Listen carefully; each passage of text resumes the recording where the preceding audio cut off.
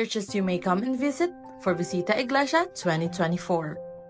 First stop, San Francisco Church, located at Peña Francia Avenue, City of Naga.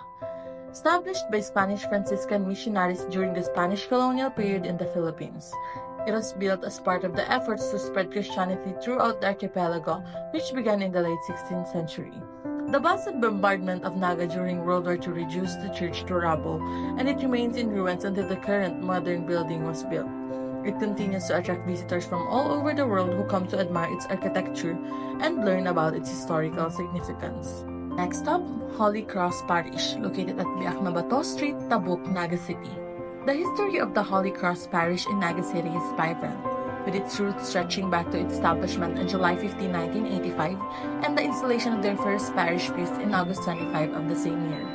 The parish, together with churches all over the country, joins in celebrating the feast of Jesus the Black Nazarene every 9th of January. During the celebration, devotees from various provinces across the Bicol Region come to attend novena, masses, and processions held in honor of the Black Nazarene. The last church on the list for this episode, Our Lady of Fatima Parish, located at Renacimiento Street, Tabuk, Naga City. The Filipino-Chinese Apostolate in Naga City began to serve the Chinese and Filipino faithful way back in the year 1950s.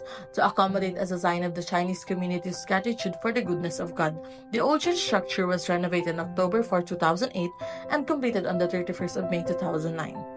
The church has been in the city as one of the homes of the Our Lady in honor of the Lady of Fatima through the help and assistance of all the members of the Our Lady of Fatima Association.